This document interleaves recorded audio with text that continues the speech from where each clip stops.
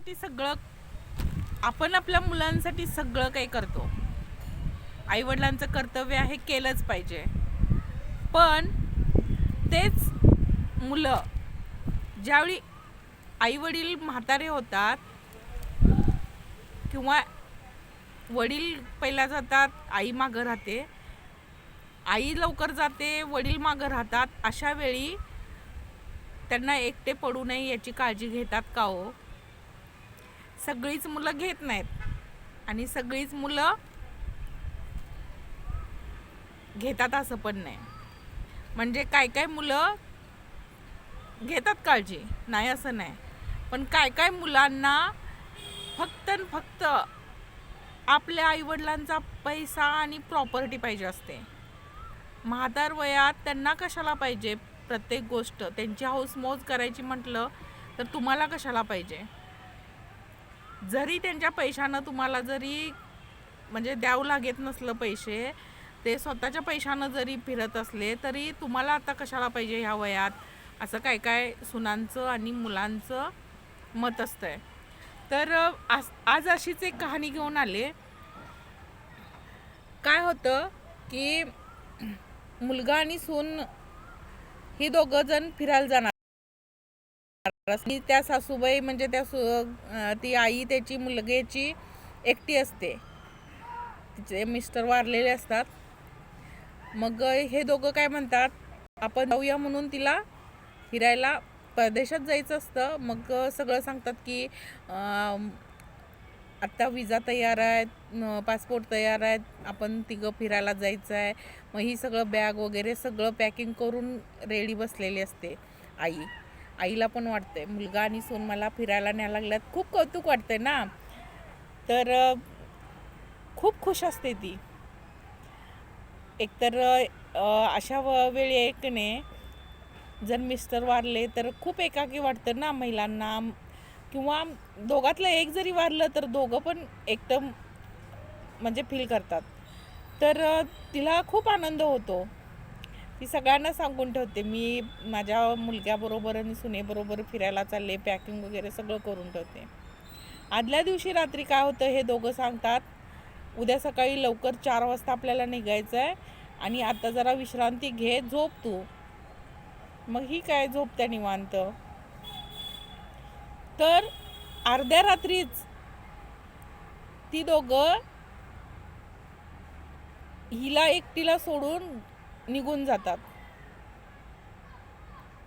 आता ही घरात एकटी आहे. सकाळी उठल्यानंतर बघते तर म्हणजे ऊन पडलेलं असतंय. जाग येते, पटपट उठते, काय झालं काय माहिती, उठून बाहेर येते रूमच्या, इकडं तिकडं सगळीकडं बघते, ही दोघं कुठंच नसतात.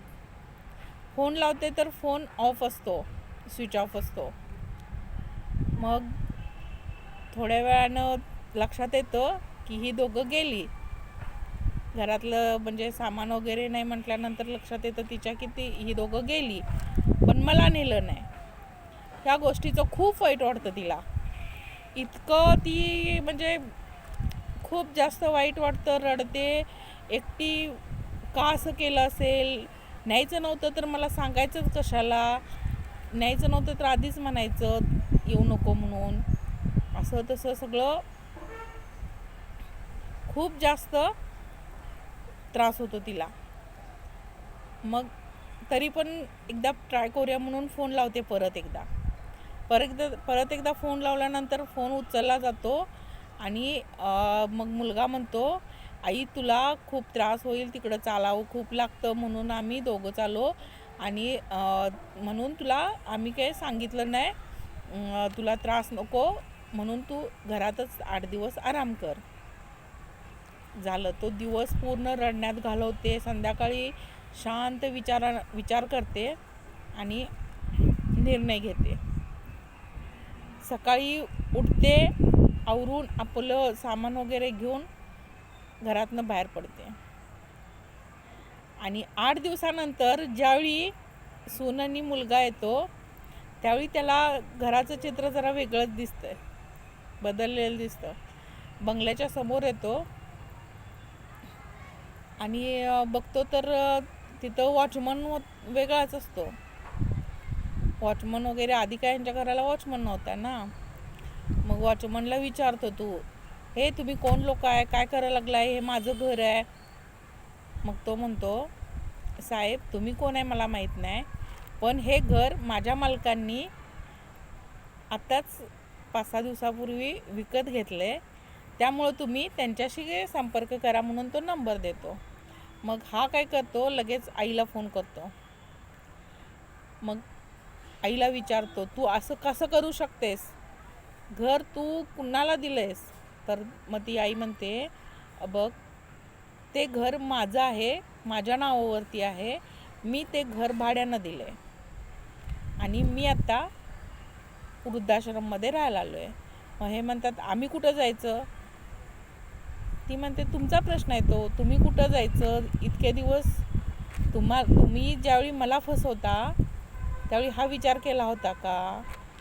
ते घर माझं आहे, त्यामुळं मी त्याचं काय करायचं ते मी ठरवणार आणि मला त्रास द्यायला इकडं सुद्धा तुम्ही यायचं नाही, जिथं मी आहे तिथं सुद्धा यायचं नाही, मला त्रास द्यायचा नाही असं सांगते. ठणकावून सांगते मुलग्याला, तुम्ही कुठं जायचं, काय करायचं ते तुम्ही ठरवायचं, तुमचं साहित्य सगळं खाली ठेवलेलं आहे, ते वॉचमनला विचारा, ते तुम्हाला देतील. तुम्ही आणलेलं फॉरेनवरनं गिफ्ट वगैरे ते सगळं घेऊन तुम्ही तुमच्या नवीन घरात तुमचा नवीन संसार चालू करू शकता. ह्या दोघांना खूप पश्चाताप होतो. सून तर रडकुंडीला येते, का असं केलं असेल. तर मला काय वाटतंय, जे केलं ते योग्यच केलं. ह्या लोकांबरोबर असंच व्हायला पाहिजे होतं. ज्यावेळी मुलगा आणि सून तुम्हाला बघत नाहीत, त्यावेळी त्यांचा विचार करायची काय गरज आहे का? अजिबात नाही. तुम्हाला काय वाटतं ते कमेंटमध्ये नक्कीच सांगा. कारण मला तर असंच वाटतं की आईवडिलांनी आपलं कर्तव्य संपलं म्हणून सगळं